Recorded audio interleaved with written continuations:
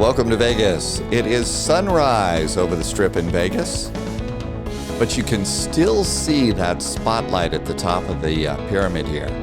That's a good landmark for us as we go flying through that to try and figure out where we're going to be going.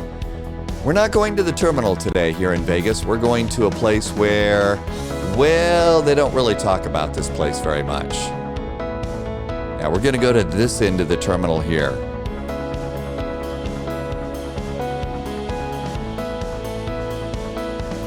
Okay, I'll stop playing with the drone camera right now. Hello there, my name is Dave. I do the spy flights over on Twitch, and yesterday during the spy flight, PMDG dropped the 737 Model 600. Now, it wasn't the most popular of 737s, but if you do a live stream called the Spy Flight, you're kind of going to want this airplane. So I got to tell you, there's a little spy geek going on here, but mostly this is all airplane geek. And so let's head on out and take a look. This is the airplane right here. This is the PMDG 737-600. It dropped yesterday, and it's working really, really well. I had a couple of problems to solve, and I don't think I've figured out the nav data. I think that PMDG and Navigraph, they've got to, sort out a few things or something, but we'll have nav data before too long.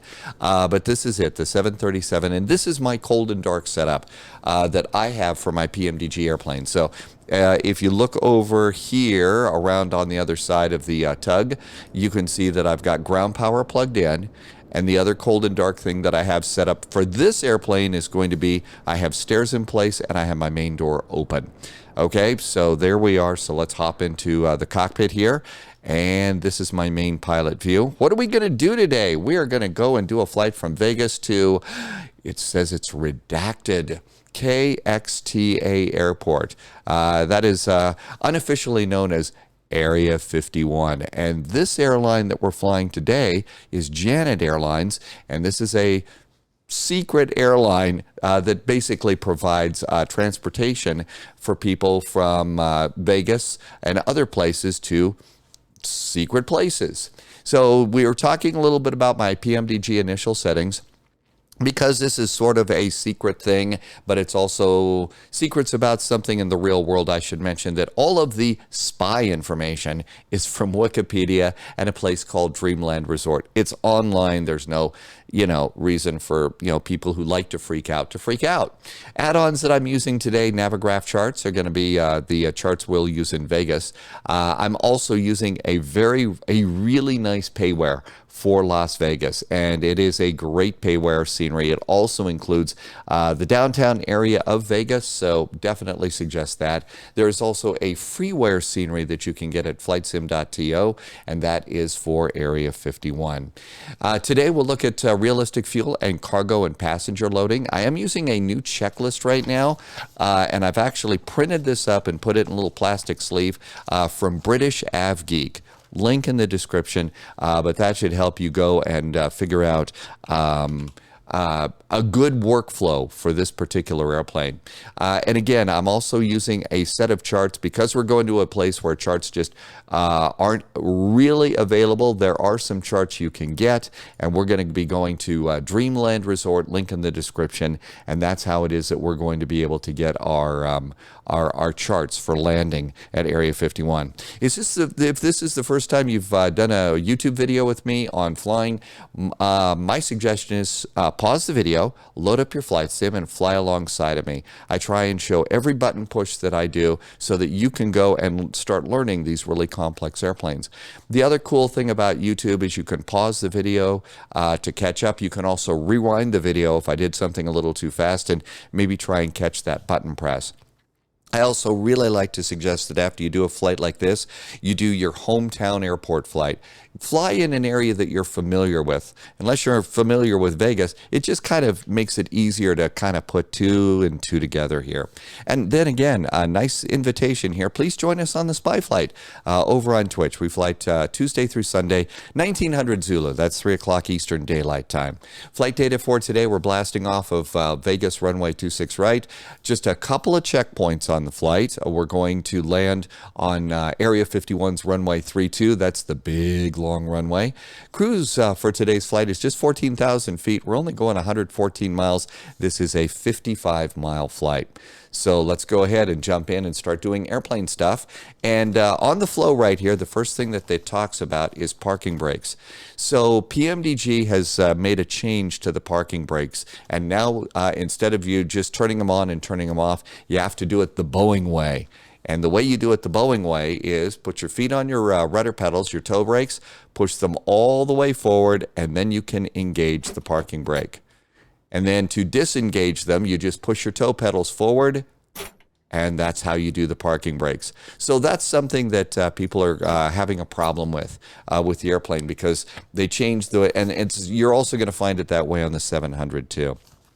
Okay, parking brakes are engaged. Let's go ahead and start doing buttons. So here's the battery. Go on. That's going to be good. Emergency exit lights. According to the flow, says you do the emergency exit lights right now. And we do it armed. There we go. So emergency exit lights are armed. Ground power is available. So this is a cold and dark thing that I have set up. And so that turns on the ground power. Lights, if it's dark and it's too dark, you come up here. And if you look, there is a light switch right here. It says dome light. Very easy for the pilots to get to. While you're up here, you might want to go ahead and do IRSs to nav. So nav. And nav. One of the things that you can do is also come over here and dial this over to heading and status and turn up the brightness on this. And then eventually you'll start to see numbers appear up here. And that's just lets you know that this thing is turned on and you're all ready to go and start aligning the navigation system. Warning, caution, fire, and oxygen tests. I don't have all of these tests set up. I don't understand them all quite yet, but one of the ones you can do is come down here, do the fire test. Just flip the switch, all of that goes on and rings a bell, and then it turns itself off. So you can do the fire test. You can also come down here, and there is the cargo fire test. And then I think you can come over here and do the GPWS system test. It may not be ready for us yet. We may need to turn more stuff on for that one. Passenger signs, it says turn these to auto right now, so we'll do auto. A lot of 737s have gone and changed the no smoking sign to just a bell. So this is just a bell because a lot of airlines say no smoking. Electronic hydraulic pumps, so these are over here.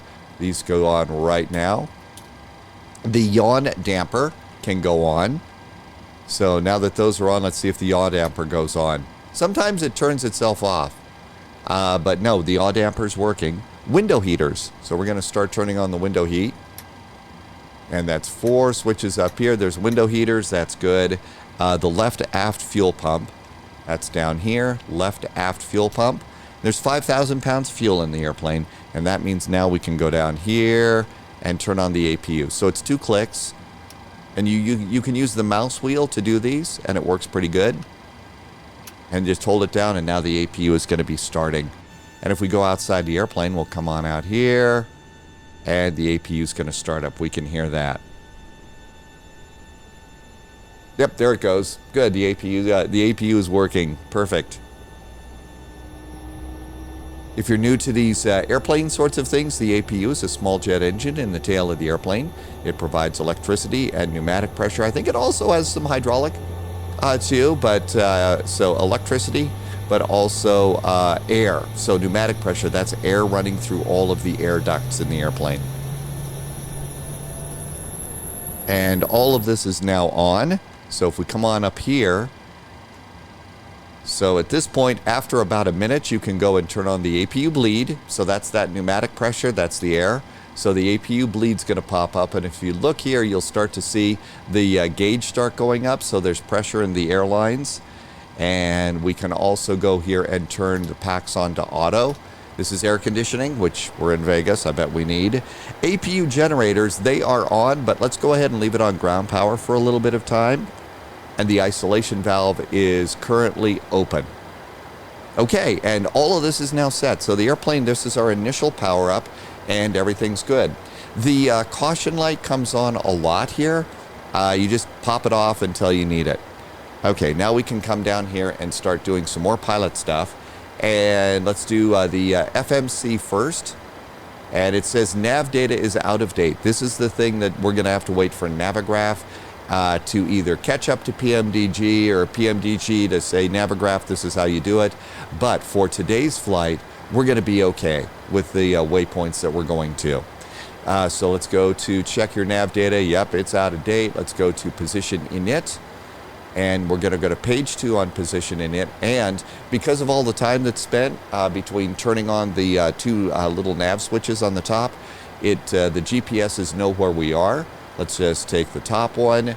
So click it, put it in the scratch pad, go back to the previous page, and set IRS position. And there we go. We're set. Now let's do the route. Actually, we're going to stop, and let's go over here and do some stuff with this one. We're going to go to FS Actions right now, and let's get a few things going on for us in the ground.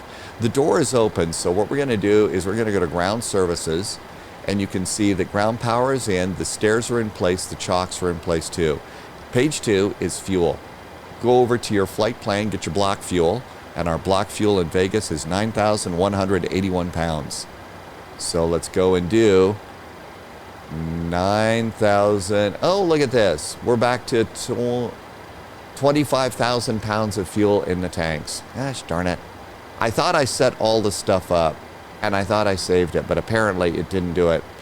So to zero these out, let's go to fuel and just go 5,000. That's what you would have in the airplane when you land. Good. Come on over here. Let's return. Now let's go to payload. I'll bet there's passengers and everything aboard. Yeah, there's passengers aboard too. So I've already done this once. This is one thing that I wish that, you know, they would stop leaving the airplane loaded, because we're going to load the airplane. Okay. Okay, there's a set empty thing here, so we can do set empty. But we shouldn't have to do it each time. And when you go and you save these sorts of things, it shouldn't be a problem. And I've already done this like twice now. So I'm sure PMDG would say, yeah, stupid, you need to do it another way. But, you know, it's the way I did it with your other airplane, so excuse the snark. Let's go back to ground services, and now page 2. Okay, now there's about 5,000 pounds of fuel. This is how I like to have the airplane, which is about what you're going to have in the airplane when you land. Anyway, and let's go and do 9,181 pounds. 9,181 pounds. That's our fuel. And request your fuel truck. So we got the fuel truck going. Let's go ahead and put the passengers aboard. And according to the flight plan today, we're going to have 118 passengers. If you're just using the SimBrief numbers for this airplane, the profile, you need to drop that down. This airplane has a capacity of 130 people. So 118 people are going to be flying with us today. Go over to the next page, and for cargo, we're going to have 6.8, so 3.4. That's half, and that goes up front. And 3, oh, okay, we can only have 3.175, so the cargo weights are off a little bit too. So 3.1. So we're going to have to adjust the cargo. That's kind of normal. SimBrief has basic numbers, but you're going to have to fine tune it based on the airline and stuff, so we got to work on that. Let's also go ahead and request all these things now. Okay, so all that's good. And let's come back to the fuel page, and we can start fueling the airplane. Okay, now that that's done, we've got things slowly happening here in the airplane. Let's go and we can do the route. So let's go over here, KLAS. So KLAS, Vegas. And we're going to KXTA. KXTA.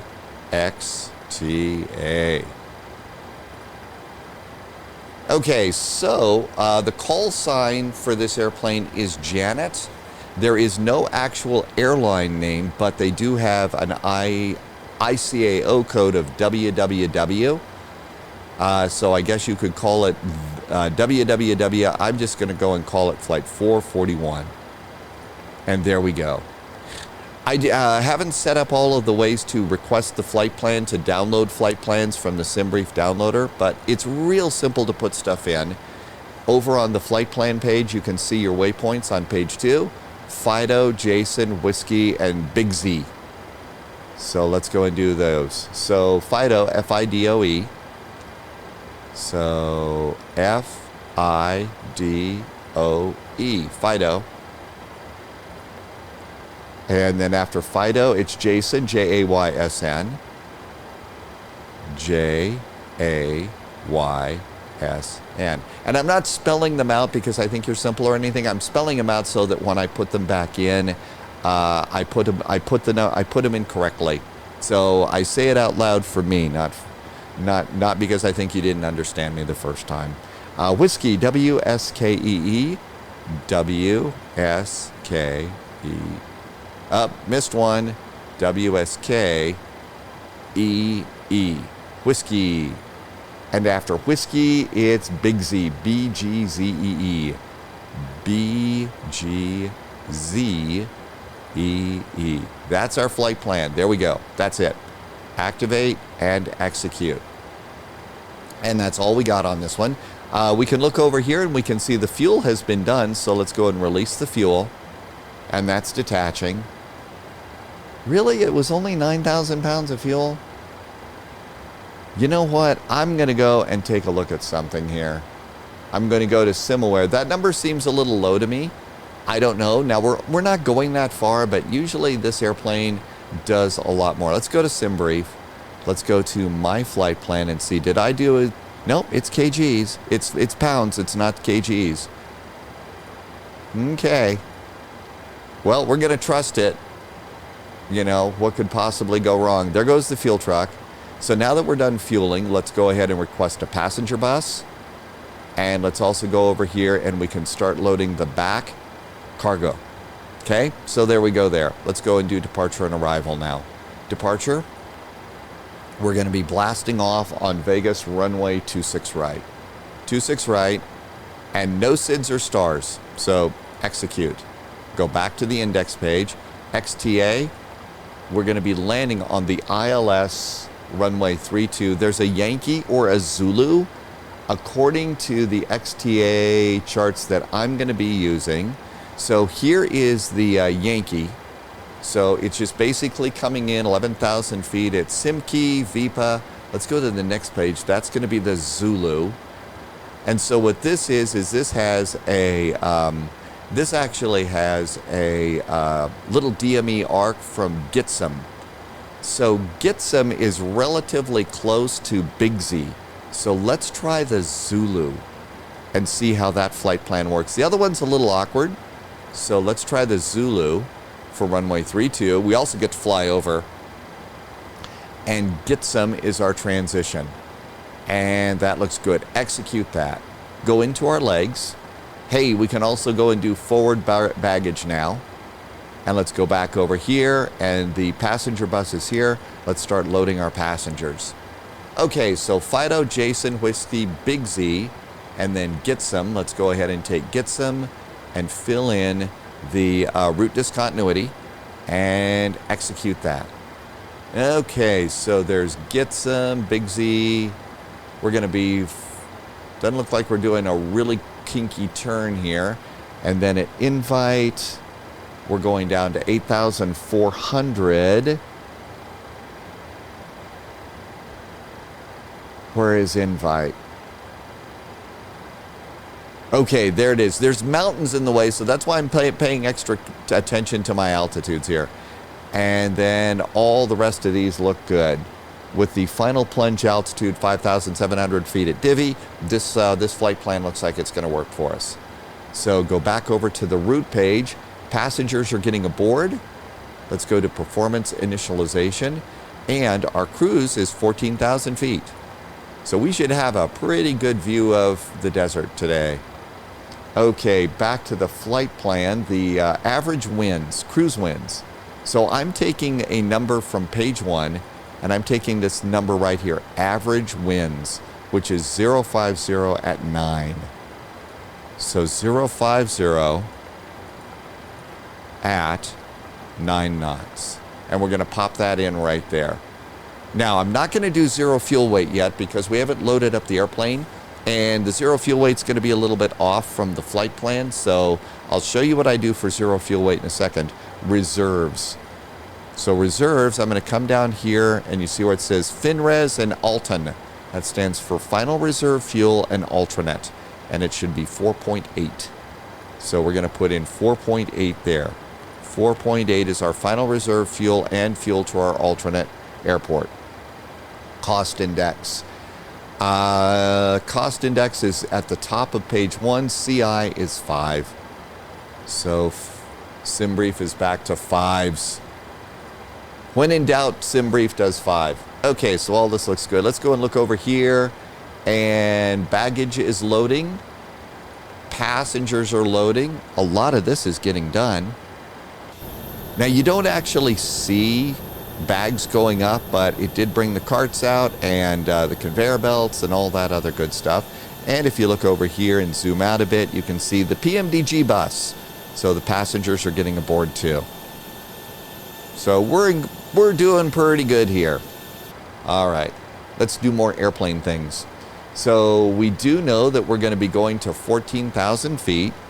So this is my view for the autopilot. So 14,000 feet goes up here. There's 14,000 feet. We're taking off on 26 right. That is a heading of 259 degrees. So let's dial in 259 for a heading.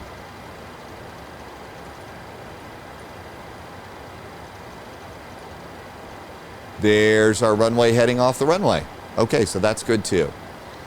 We'll do speed in just a little bit once we get all of our weight and balance stuff set up.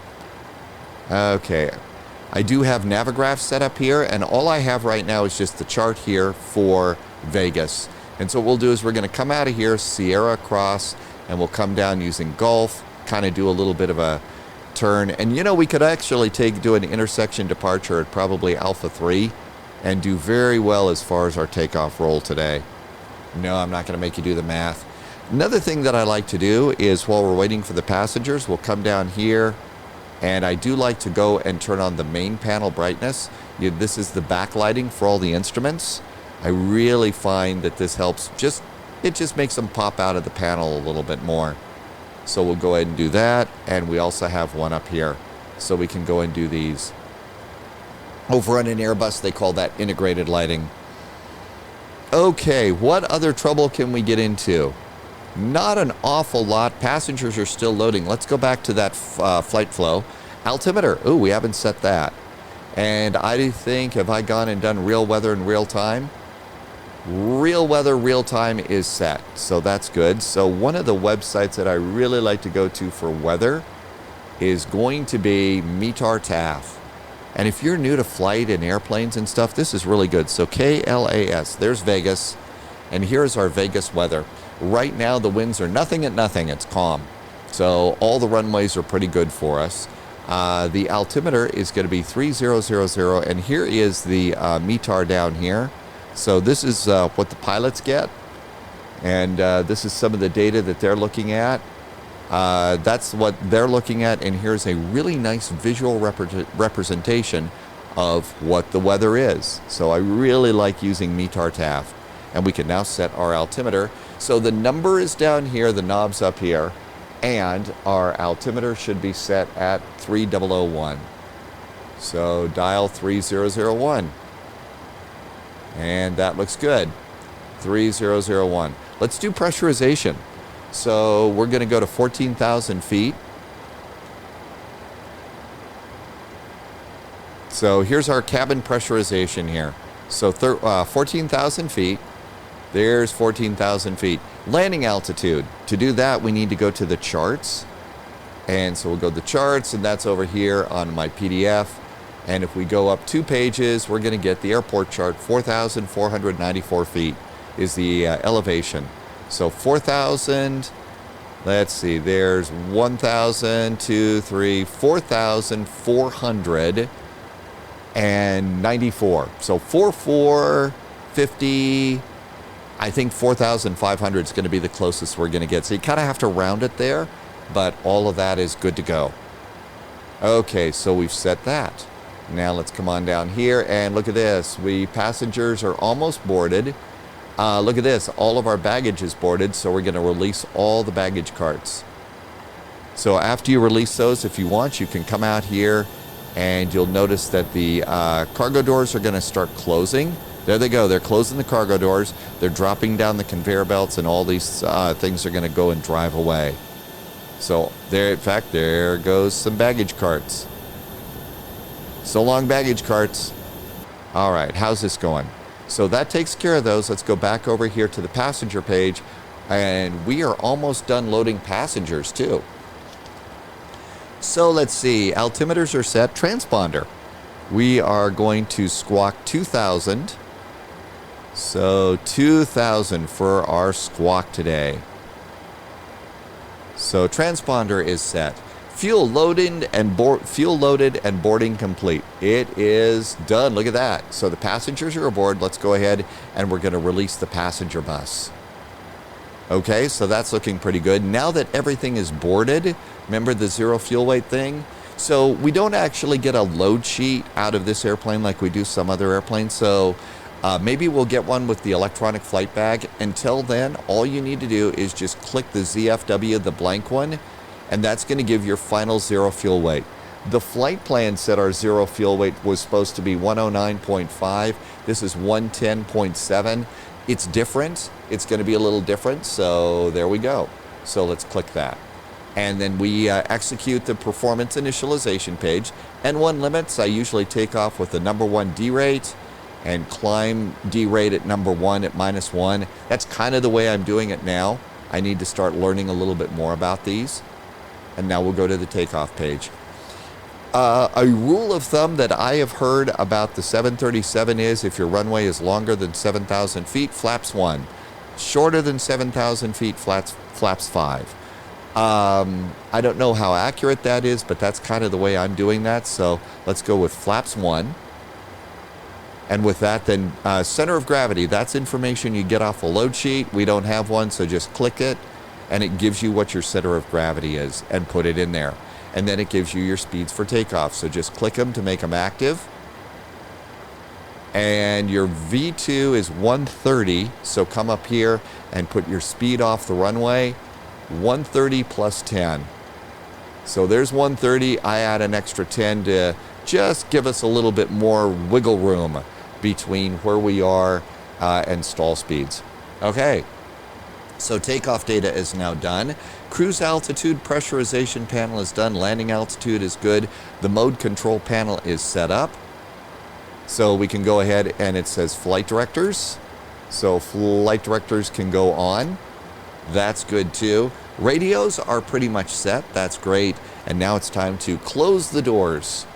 So we're going to go over here and go to return, go to the doors, and we're going to go ahead and close the main passenger door. And our passenger door is closing. This is actually a view, the main cabin door is a view that I have set up in the 737-700. Again, I hope the developer over on Flight Sim TO that came up with the new camera configuration files does one for this airplane. All right, so let's also go up here and let's go ahead, and we've been running ground power. Let's turn on the APU generators, and then we can disconnect from ground power. Okay, so this is looking good. Let's go on down here, and we're going to go and return ground services, and we can release ground power. Now, when you've got jetways and stuff, usually when you release your disconnect ground power, that also releases the jetway. I don't know that it actually releases the stairs, and in fact, it looks like it didn't release the stairs. So we got to do that ourselves. So all of this is good. And let's go and click over. Okay, stairs 1L, let's release them. And so now the stairs should go away. Yep, there goes the stairs. So we're slowly clearing stuff away from the airport. The pushback truck that's over here, this is the Microsoft default pushback truck. A lot of the payware airplanes that are coming out have their own pushback. There is a setting that you can go that turns off things like this. I'm almost ready to go and turn this off, because pretty much all of my airplanes have their own pushback stuff. Okay, so everything's looking good here. Let's go return, and let's do a pushback. And if we take a look outside the airplane here, so we've got this thing in the way. I would almost think that we could do a taxi out from here. The only thing that's in the way is this. Let's not do a pushback. Let's just taxi out because I got damage off, so that's not a factor. So we're not going to bother with a pushback. Okay, so, but I do have chocks in place. So we're going to remove the chocks in just a little bit. But it's time to go ahead and let's do the anti-collision lights. So that's the beacon on top and bottom of the airplane. So we got that going on. Let's go and do start up the engines. So fuel pumps, number 1 through 4. We don't have any fuel in the center tank. So fuel pumps are on. Packs are going to go off. Packs are off. Ignition mode selector is set to both. Engine 2 start goes to ground. Engine 2 starter goes to ground. Look down here on the N2. Do we have N2 rising? It is. And so we've got the engine going up here. According to this, it says at 20 to 25% is when we do fuel. So there's 20 to 25% fuel.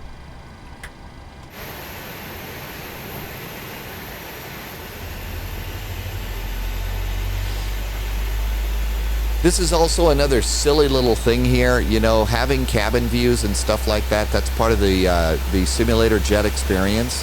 One of the other things that would be nice, a lot of the other designers, they actually do a cockpit door that opens.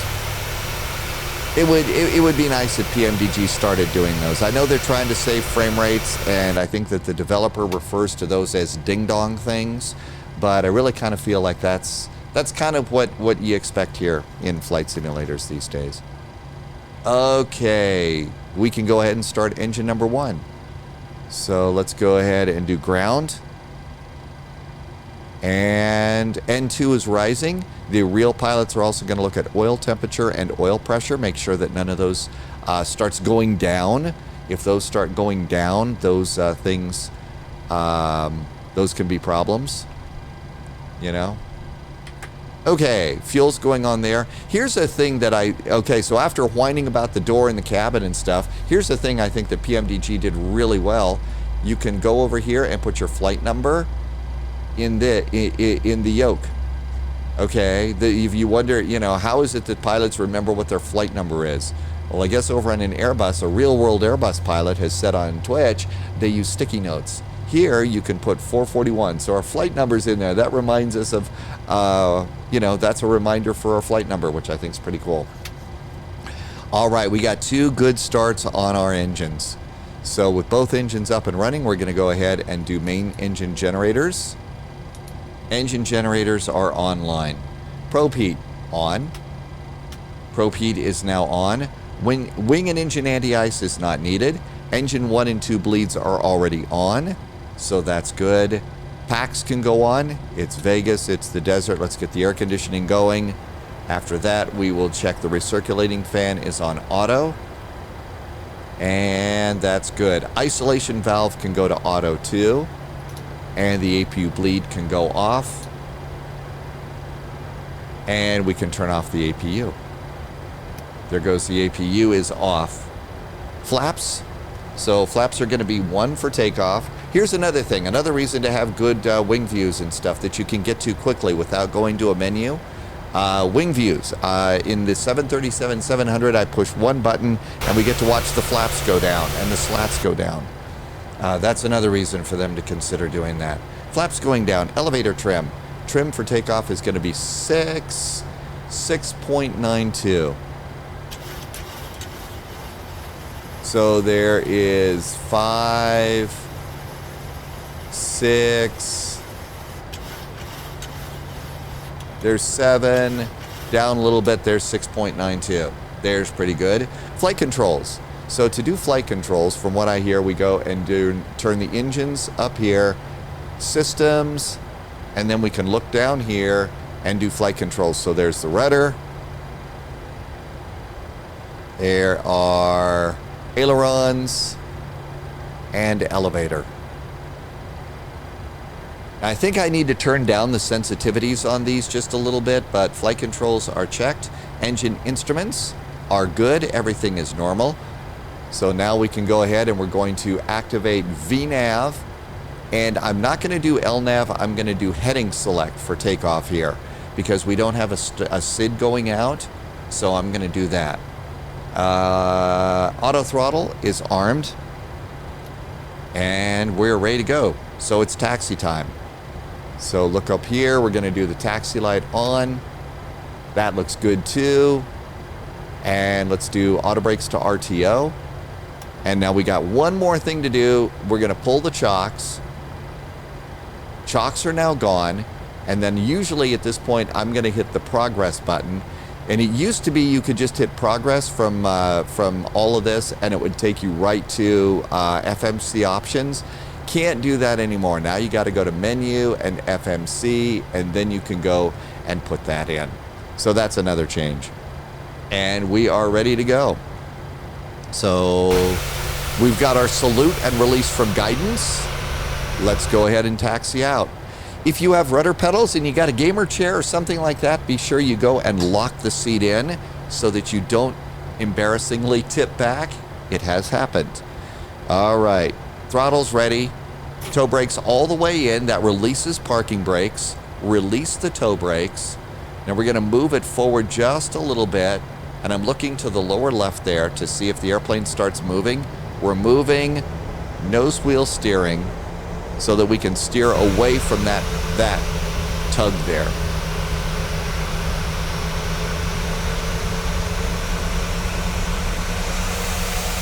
Okay, so there's that tug. And out we go.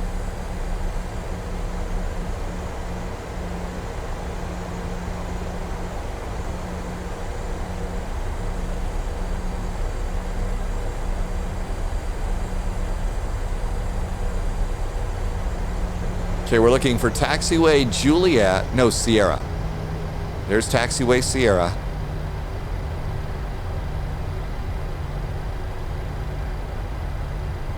This airport also has incredibly good markings that you can actually see from the cockpit.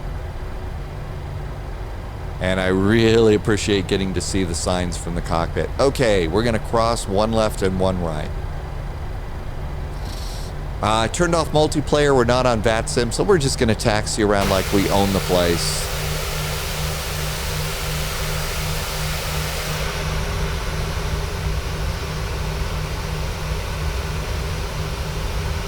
I appreciate the fact that developers like to put static airplanes out, but one of the things that I think is important is for parking, actual parking gates, have an option to turn those off. Because in a VATSIM event, a big VATSIM event, if ground tells you to go and park at gate Charlie 10, and there is a static airplane at Charlie 10, that kind of ruins the whole effect. So I also like to get on my high horse about, developers, give us an option to turn off static airplanes. Have static airplanes around other places where ATC isn't going to send us, but please, not there. If we were, in the 700, I'd be able to hit a number pad button, which I've got set up to a quick view, and we could go and look out the window as we taxi. I think that's one of the things that is really a nice thing to be able to do for flight simulator pilots. Okay, we're going to make a turn here to Golf.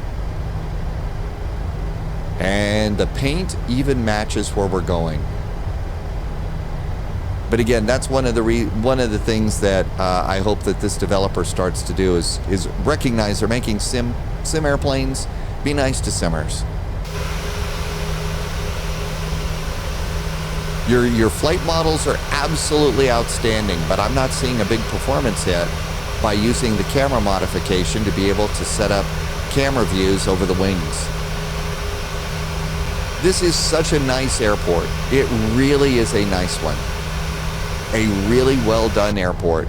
And that's one of the cool things that we're getting in Microsoft Flight Simulator, along with the great scenery, is the incredibly well done airports. Let's see here. I'm a bad pilot. We should have been squawking transponder right now. for taxi out, even the secret airline that we do.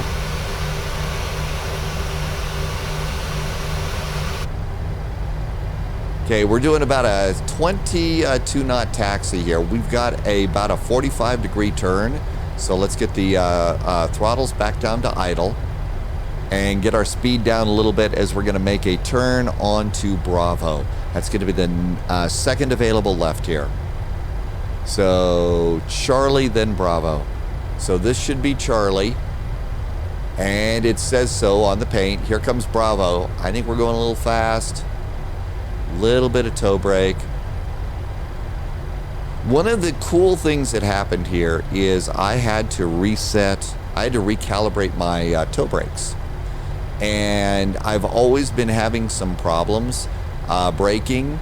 And so by recalibrating, my braking problems are gone. I had to do that so that I could engage the parking brakes on this airplane. So that was a really cool thing that happened here. And now my braking should not be quite so erratic when we go to land. Okay, taxiway Bravo, down to the end of the runway.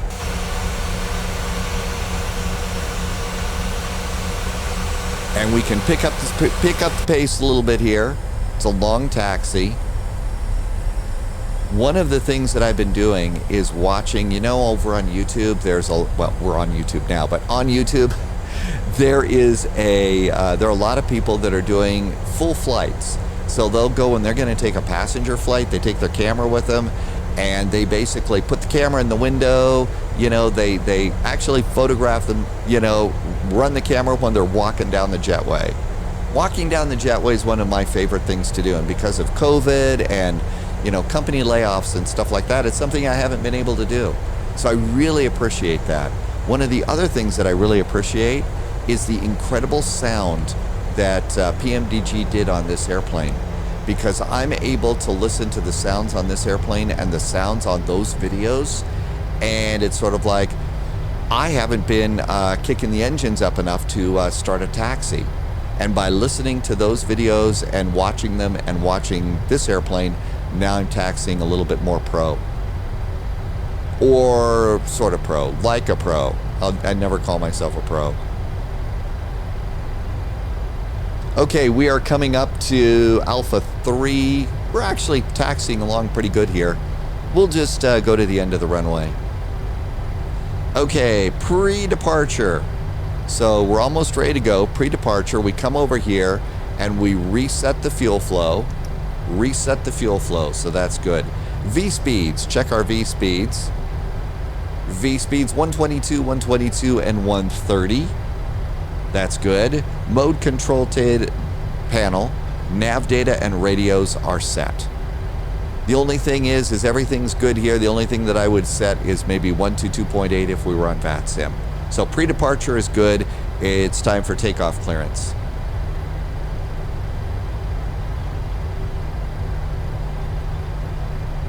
Okay, coming up on Alpha 2. Why don't we do an Alpha 2 departure here? We're not going to miss that much of the runway. So, tower just called and said, Janet 441, clear for takeoff. So we're going to come over here and we're going to get the strobes on. Strobes are on.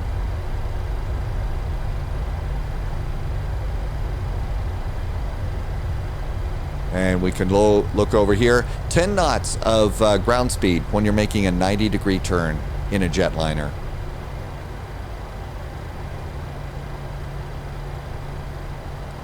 Does say taxi lights off and landing and runway turnoff lights on. I don't think we need the turnoff lights on today. But we can go ahead and we will do the landing lights. Now, let's say there was an airplane right ahead of us or something. Come on, we don't want to stop airplane. You don't want to do landing lights until you're lined up on the runway and ready to go. You could blind somebody. They are really bright. So we don't want to do that. So we'll do landing lights last step. Onto the runway. Transponder to Terra. Traffic. Okay, looking good here. Runway 26, that looks good. Let's go do landing lights. I'm only going to do the fixed landing lights right now. We don't need that much. And traffic is on. Clock gets set. Runway is confirmed. It is flying time. So I usually roll my throttles up to about 40%. Make sure I'm centered. Now I'm steering with the rudder pedals. And now we're going to hit the hidden toga button and let the auto throttle take it.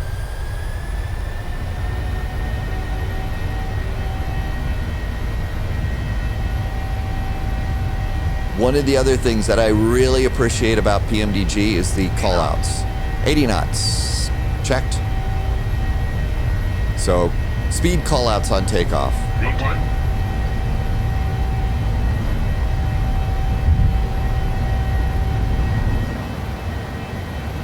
Positive rate of climb.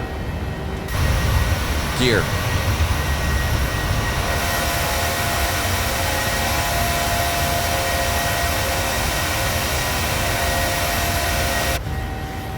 Okay, there's positive rate of climb. Gear up.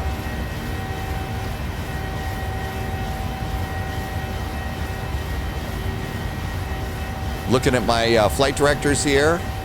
Probably could be climbing a little bit faster. And let's start a turn over and get on course. This airplane is really nice for hand flying too. Before turning on the autopilot. It really is.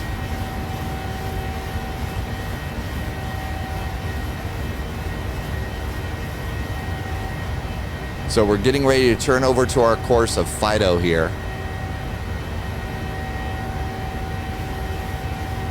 We can go over here and dial the heading over to Fido. There's Fido. Let's go ahead and engage the autopilot. Command. Autopilot's got us. Speed's coming up. There's 200 knots. Let's go ahead and do flaps up. At this point, I'm also going to go ahead and do landing gear off. Auto brakes off. Nice climb here. Let's go and do legs. Click Fido. Click it again and execute. That is the Boeing equivalent of Direct 2. Once you've done that, you should be able to do nav. And the airplane's got us. On to the AvSim Geek. British AvSim Geek. Auto brakes are off. Engine start. Okay, I blew that one. Engine start should have gone to continuous for takeoff. I messed that one. Runway turn off lights. Flaps are up. Cabin pressure. We're going to check and make sure the cabin is pressurized. Altimeter is going to go to standard at 18,000 feet. Landing lights off 10,000. We are up and flying. How about that? Go ahead and do airports. We'll do position and we'll do terrain.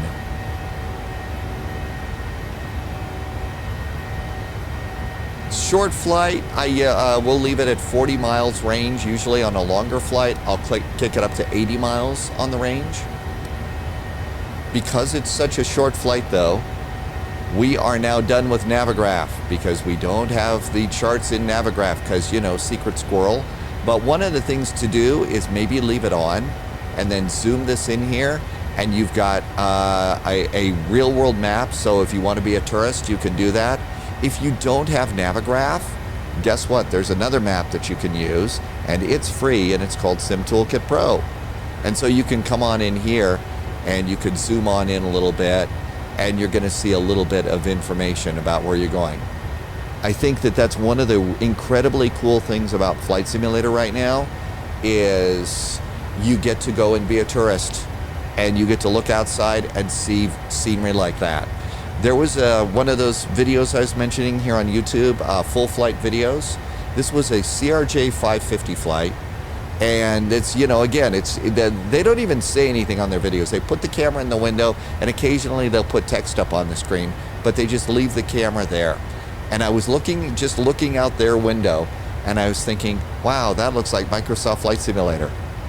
And it hit me. I said, what do you mean? That's real world out there. In other words, that's how great the scenery is getting. And it's so cool. Okay, we're coming up at Fido. We're also coming up on our top of climb.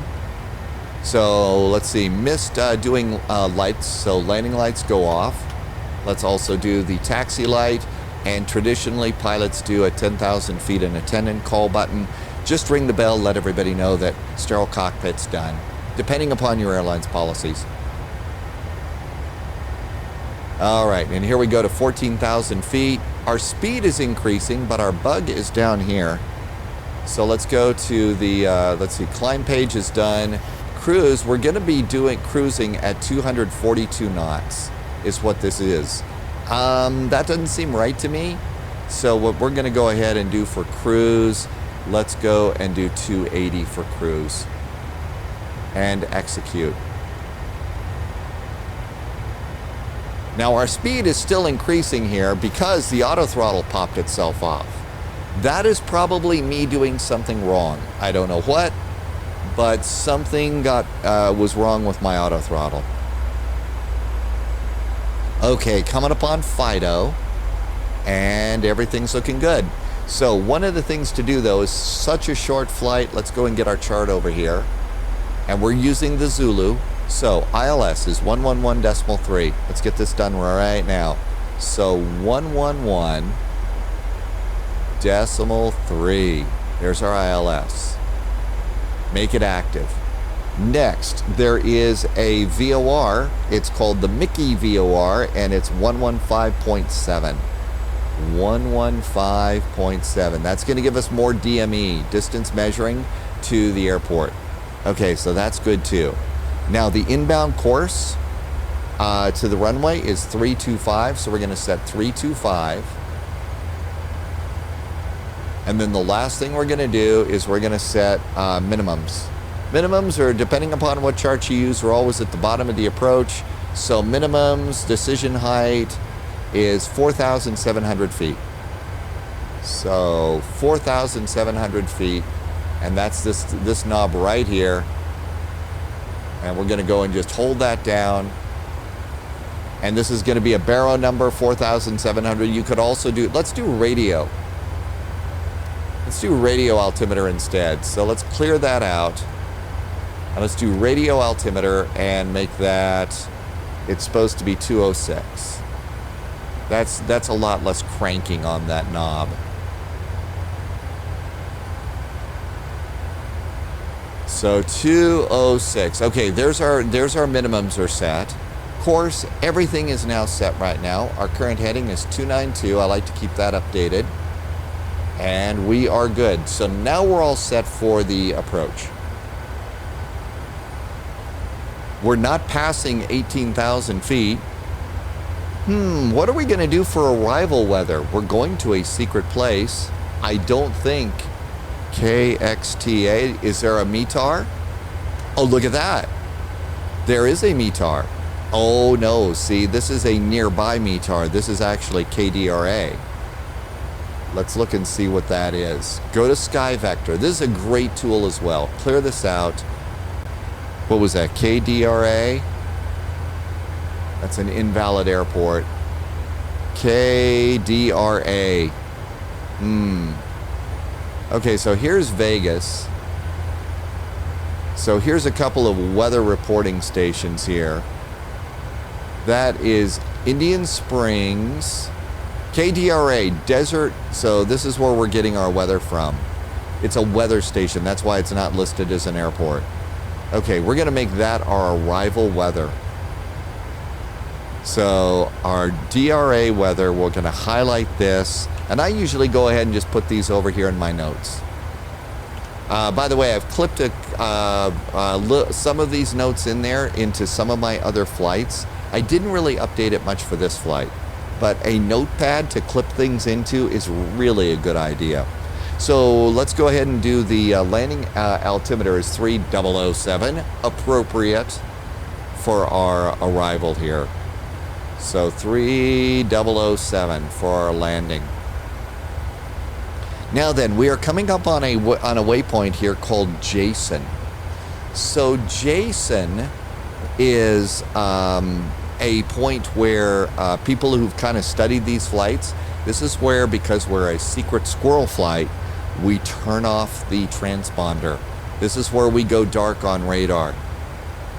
So we'll be turning off the transponder. We do have traffic on. Oh, I didn't have traffic on. We'll leave traffic on. I thought I clicked that on when we took off. Maybe I didn't do a very good job of that. So traffic is on. If we were on VATSIM and there were people flying with us, we would see traffic here on the map, which is incredibly cool. So we are 2 miles from Jason. This is where we disappear from radar.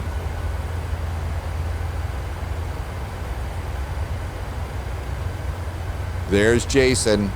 So transponder, standby.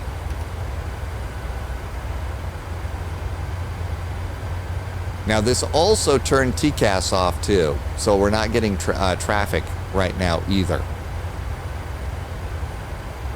Okay, coming up on Whiskey. On our descent, after Whiskey, we're going to something called Gitsum.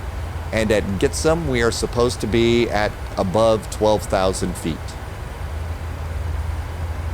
Now, you will also probably notice we got a couple of really tight turns here. Really tight turns here. So maybe what we'll do, and I don't see our top of descent in here yet.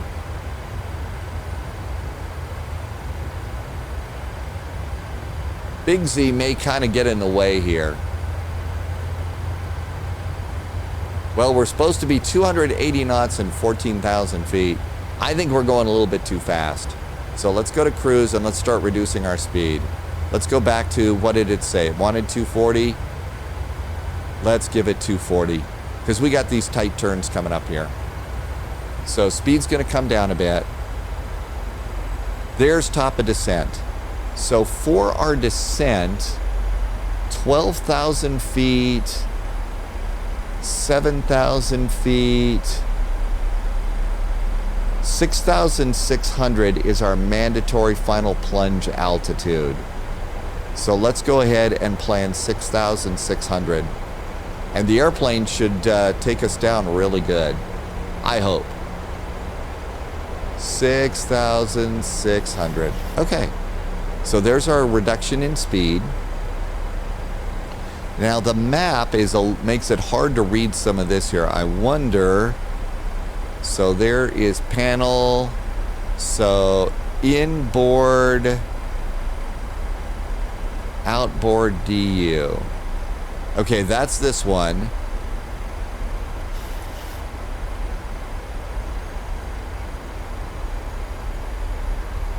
Okay, turning the inboard D. All right, well, that's turning it all down.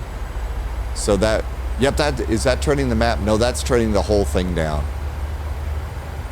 So there's all of that. Is that turning our map down for us?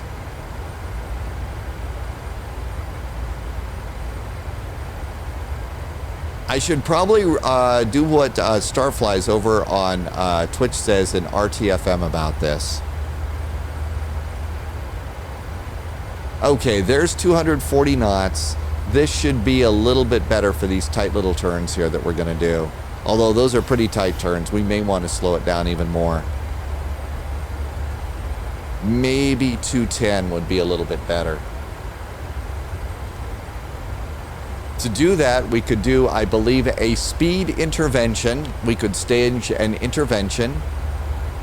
And we'll leave it at 240 now, and then we'll intervene with the speed. Let's go over here, and everything's pretty good. Short flight, seatbelts are still on. Let's go ahead and be a little bit... Oh, did I go to... Yeah, I did go to auto, so that's good. So let's do the approach flow from British AvGeek. Nav course frequency is set. Speeds, we have not done our speed limits. So init reference, this is a long runway. So we're going to do flaps 30 landing, which is going to give us a speed of a 126. I usually round it up a few. We'll call it 130. Okay, speed brakes. We can arm our speed brakes. Auto brakes. Long runway, auto brakes too. So that's good. Approach mode, arm if required. We're not going to do that. Flaps, we don't need to do flaps yet. So actually, no, I was reading the wrong one. We should not have done it this way. This is the approach checklist. I should have done the descent checklist. Duh. All right. Descent, arrival weather, we did that. Destination weather is good.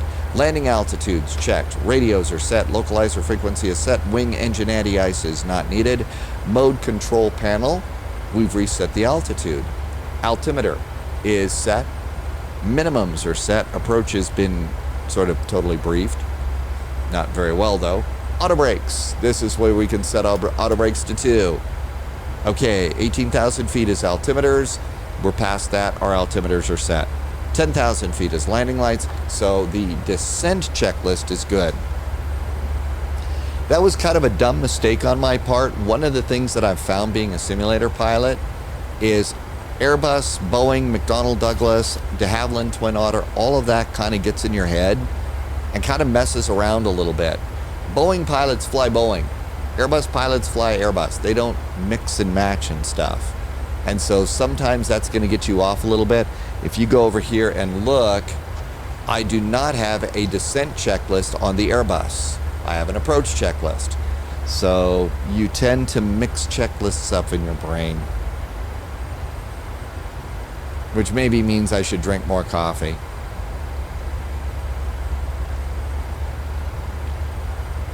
Some of the websites that I've been mentioning here is the website for Janet Airlines. Link in the description. Yeah. So here is Wikipedia on Janet Airlines if you want to learn a little bit about this. And there is this other place that I found, and these are the chart pages for the Dreamland Resort. So this is where I got my PDF of all that. Janet flight schedule. So they've even got a flight schedule. So almost hourly flights, it looks like, during the day out of Vegas.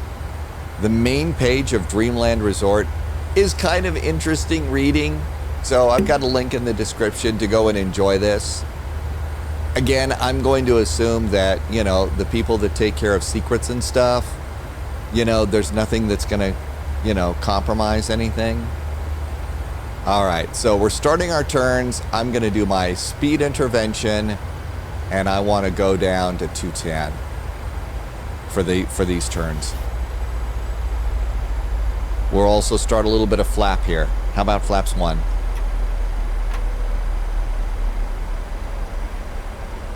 Probably shouldn't have been looking at the internet. I could have slowed down just a little bit sooner. Everything's good to go up here. And we could do flaps 2. Again, this is the point where I would go and start looking outside the windows on those cabin views. You can see the slats going out from the cabin, and the cabin is modeled. I mean, this cabin is modeled nicely. So I really just wish the developer would start, you know, letting us look out the windows. Okay, there's 210 knots, and around we go. Top of descent's coming up. Let's bring the map down to 20 miles. And here's our top of descent coming in. There's our turn. We're going to go right over Area 51. There's some of the secret stuff over there.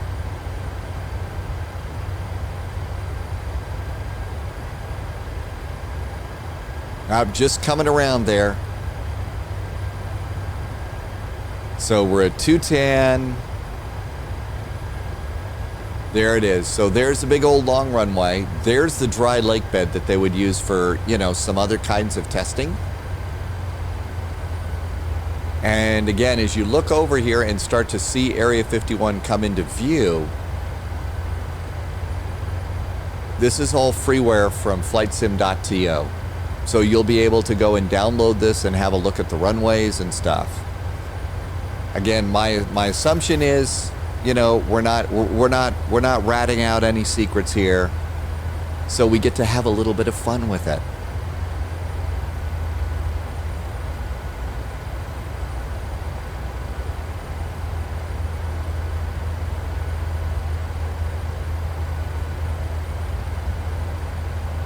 Okay, so we're going to go right over the airport, coming up on top of descent, so the airplane should start our descent any second now. Big yellow things on the map display about TCAS. I think we can do flaps 5. Let's see, is flaps 5 too much? Yeah, it's too much.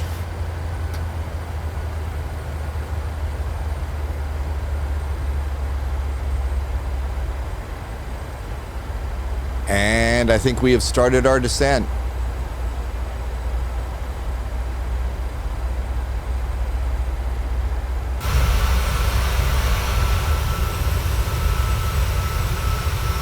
There's our big long runway. So here's the taxi line that we're going to come in on. So we get to fly right over it.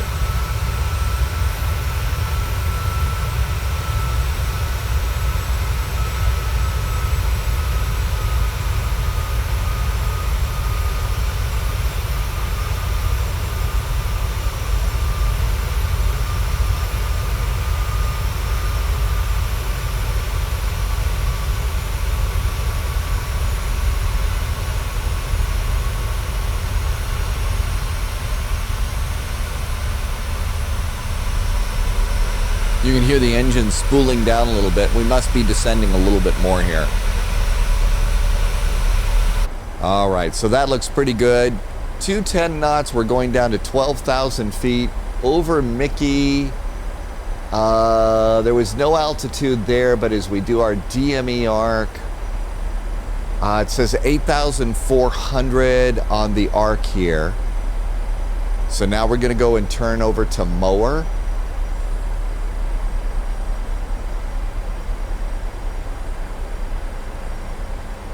Now then, 115.7 is not showing up. So the VOR is not showing up on DME unless it's just a VOR and not a DME. That could be it. Let's see, ILIZ, that is the four-letter identifier for the ILS. So that appears to be tuned in correctly. So that's good.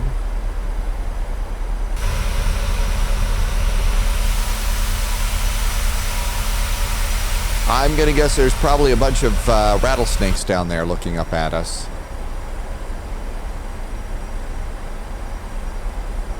And the airplane is really handling the descent. As far as deviation from our descent path, we are spot on there. Altimeters are set.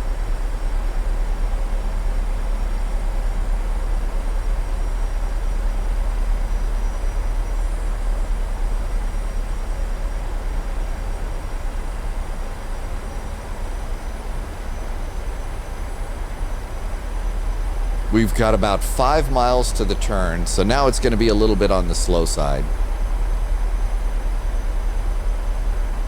For camera movement and stuff like this, my camera controls are pretty basic. So that's move the camera forward and backward. That's the up and down arrow on my keyboard. Right and left. There you go. That's how those work. For up and down like this, translate up and down, that's page up and page down. And those are the ways that I move around the cabin like that. I can also, the hat switch on the controller, I can look left and right. I have changed the hat switch though, so that up and down is elevator trim. That's something that you really need to have control of on a throttle like that, and that's not something that I have. I mean, even here we've got trim set up here on the yoke. I'm still using the TCA Officer Captain's Pack from Thrustmaster. I'm using the Airbus version, and boy, it works so well for me. Okay, we're at mower. We're continuing our descent. And a nice turn.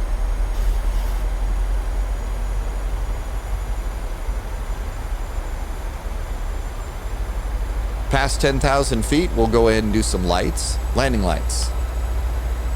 Taxi light is set. Let's also do seat belts to full on now.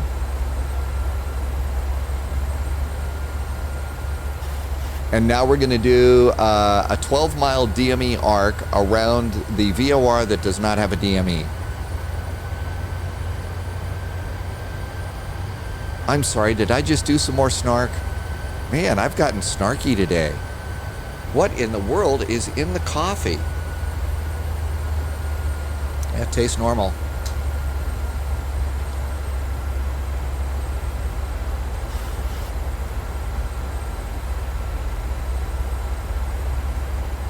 One of the things, presets that I have for the PMDG airplanes that I really like is just set all the altimeters. If I set one altimeter, they're all set. That's a little bit of a departure from immersion, but this is a two-person cockpit, and there's nobody here to help me with radios and other stuff. So that's one of those little bits of immersion that I'm willing to sacrifice for, you know, a big VATSIM event where I'm working furiously to get everything done. Okay, coming up on Nevok there, it's 5 miles. I'm going to do another airspeed intervention here, and we're going to go down to 180. So 180, and now we'll go and do the approach checklist that I previously did. Speed's coming down. How about another notch flaps? Flaps are going down to 5. 2,500. All right, approach checklist. Nav course and frequency are set. Speeds are in limits. Speed brake is armed. Approach mode, arm if required. Well, we're going to use approach mode, so let's go ahead and arm it. Approach mode is armed. Glide slope is not alive. But as we're, you know, I usually do gear down between 5 and 10 miles out, and then final landing speed, I usually have that about 5 miles out. Flaps rolling out, there's flaps 10. And 180 knots. Engine 1 and 2 start, continuous. That is a checklist item, and I blew over it, so that's why I screwed it up on takeoff. Autopilot, engage command B if you're going to use it. I'm not going to use that. And there's our turn. We're capturing glide slope and localizer on the turn. I will let airplanes and flight simulators use the autopilots like this on approach, especially during a VATSIM event. No shame in that at all. You're busy. So there you go. Okay, 180, we can do another notch of flaps. And getting ready to do our final landing speeds here. Oh, I think I did one notch too many. We are 7 miles from the runway. I say landing gear. Here comes wheels. Always good to see the wheels come down. Okay, there's landing gear. Final check, gear down, 3 green, speed brakes, auto brakes, good to go there.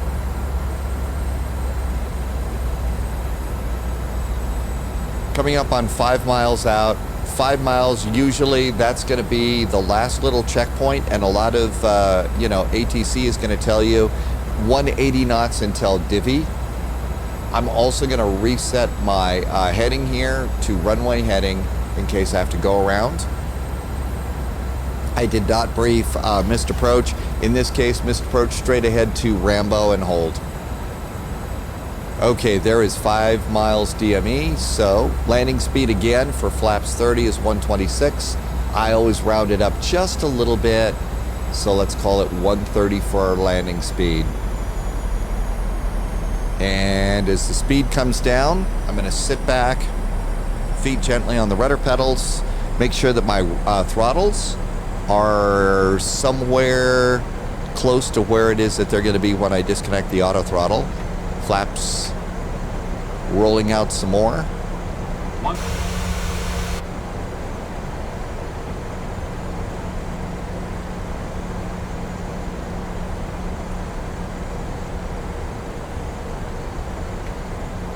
There's flaps 30.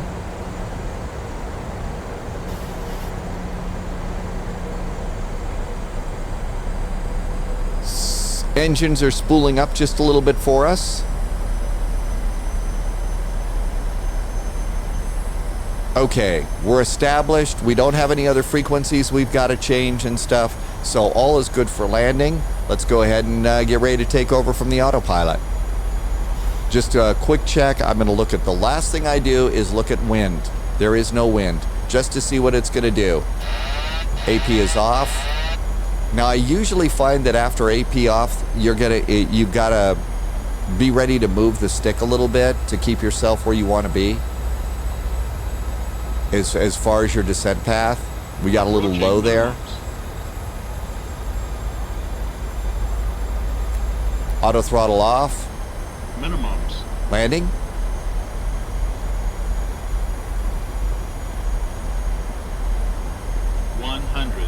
There's the target. 50. 30. 20. 10. Reverse.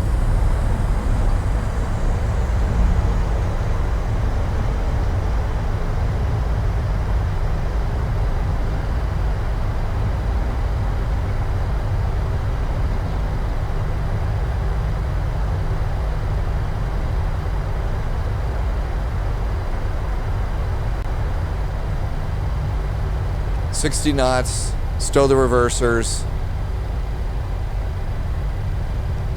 auto brakes off, manual braking. Wow. I tell you what, recalibrating really was great. I should have done that a long time ago. Add a little bit of throttle here, exiting the runway. I did disconnect the auto brakes. I guess I let us go down a little bit too.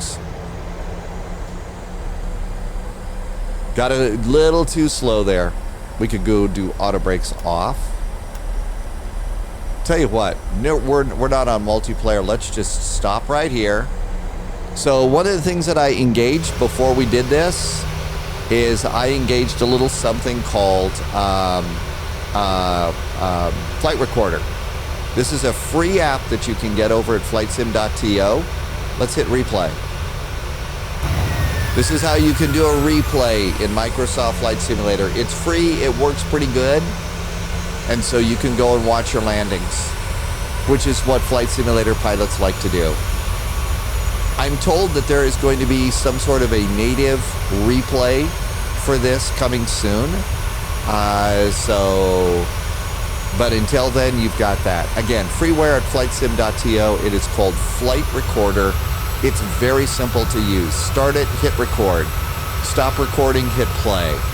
If you want, you can pause the recorder and move the airplane forward a little bit, and then resume replay. And so you can do that. Really nice little app. And then you can move around the airplane.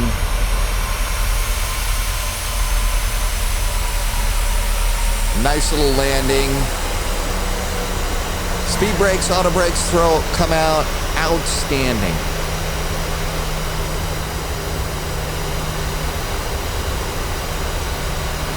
Again, this would also be a time where I would really like to have fast access to a cabin view.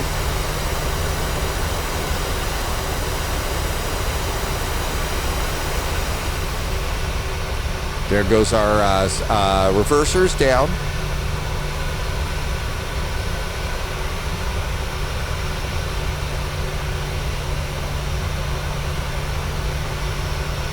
And we'll come to a stop. And then this will be the place where we'll go ahead and hit stop replay. And you can see I recorded a little bit longer. Stop replay, exit. Do you want to exit without saving? Yes. Okay, put speed brakes down. And we'll go ahead and do flaps up. I'm using the buttons for flaps up and down on my on just the throttle, the side stick. The flap lever does not work too terribly well, the Airbus flap lever, but speed brakes do work very well. So the speed brake lever is great. Taxiing outside the airplane is a very, very important skill for flight simulator pilots. Okay, so we'll come on in here and go to where Janet parks, And so flaps are up, speed brakes are down, transponder is off, position lights off the runway, so position lights go to steady. Position lights are steady. Landing runway turn-off lights are off. APU. So we can go ahead and start up the APU. There goes the APU. Anti-ice is off. Probe heat off. Probe heat is off. Engine start switches off.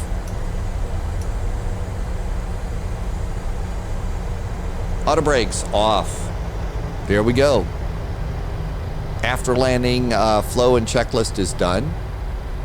Coming on in here. So there was our landing chart. There we are. So we're on big taxiway F. This is the ramp area right here.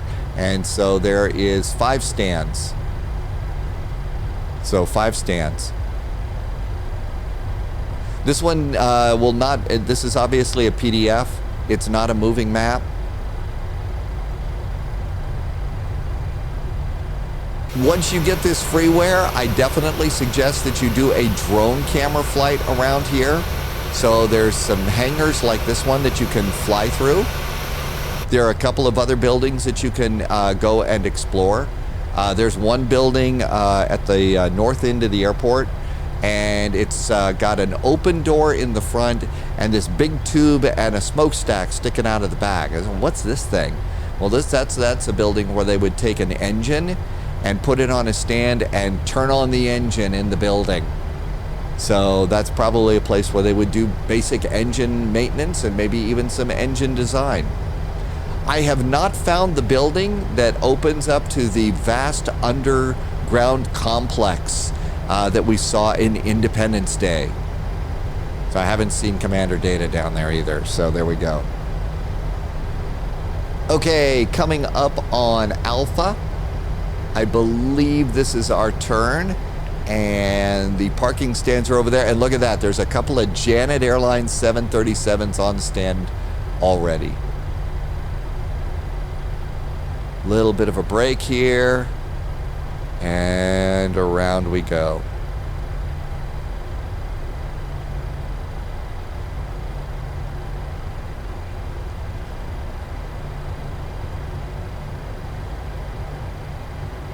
One of the things that I've done with the 700 with the cabin view is I've taken a look and I've watched a video of a 737 full flight video with the camera stuck in the window of a real airplane.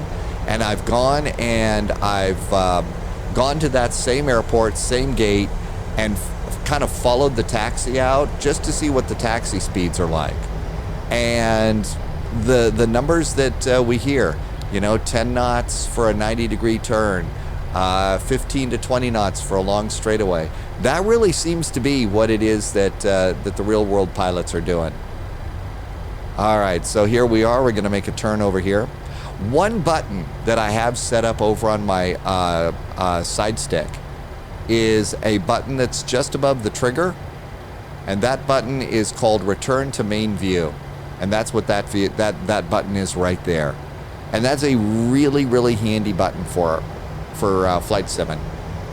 Okay, slowed down a little bit here. Okay, we got 2 Janet Airlines things.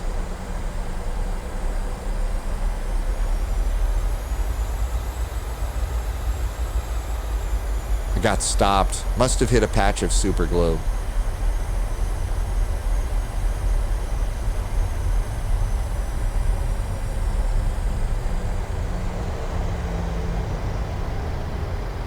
So we're going to come in right next to this. So if you don't have gate guidance, what do you do? So coming on in here, we're on our center line, obviously, but where do you stop? Well, I don't see a line or anything like that, but I do see an airplane about my size right over there. So look out there. That's about it. And so that's a good way that you can do your own guidance going in. It isn't going to be perfect, but it's going to get you kind of in the gap there.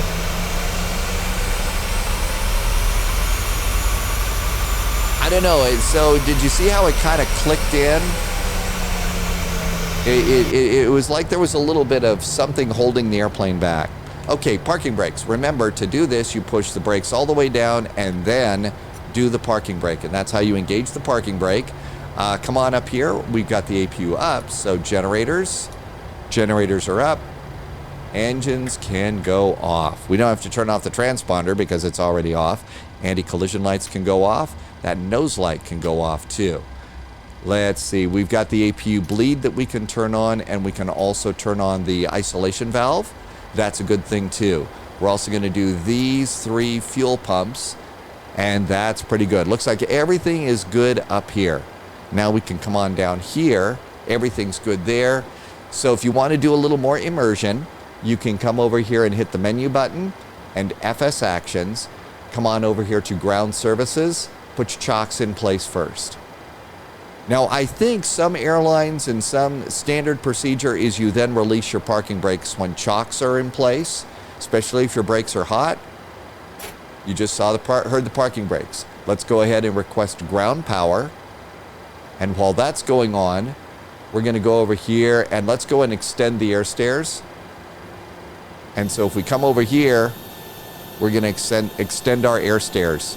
So we actually, don't have nice passenger boarding stairs, but we can do the air stairs. Okay, and once you get the air stairs extended, you can come back in here and go to return, go to doors, and open the main door. There's our main door opening. So yeah, we get to enjoy all of those sorts of things. Now, after that, go to return. Come on back here to ground services. So the door is now open. We do have the ground power plugged in, so we can reduce the wear and use of the APU. And ground power is now in, but we're still going to keep the APU on to do air conditioning. Passengers. So 0 passengers.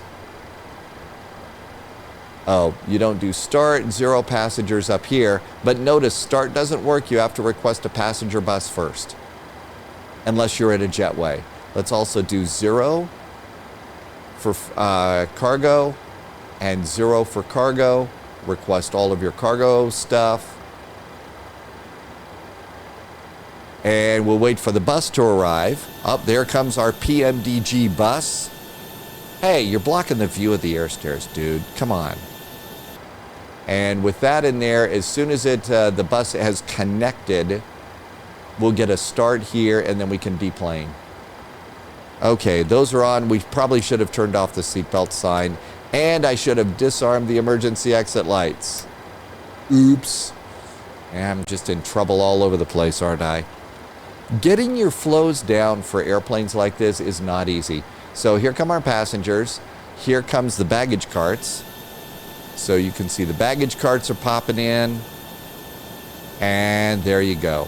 And welcome to Area 51. We made it. So I got to tell you, when the first PMDG 737 came out, I was one of those people that was sort of like, yeah, ho-hum about a 737. But the quality of this airplane has just turned this into one of my absolutely favorite airplanes to fly here in Microsoft Flight Simulator. I hope that this was a little bit of help to you. One of the things I always do like to say about flights that I do on YouTube, it's not about the right way versus the wrong way. I'm just trying to show you what works for me, and hopefully it'll work for you so that you can get these increasingly complex jets off the ground and back down again too. I'm still new here on YouTube, so leave your questions and comments. I read every one of them. If you like what I'm doing here on YouTube, want to show some support, big thank you to donors on Ko-fi and Patreon. You could do that. Or come on over to the Spy Flight and drop a sub or two. Also, fly along with us over on the Spy Flight too. We depart every day, Monday, Tuesday through Sunday at 1900 Zulu. And as the baggage carts arrive, I'm going to say thank you so much for watching. I hope you are doing well, staying safe, staying healthy, and I'll see you soon again here on YouTube and even sooner on Twitch. Cheers.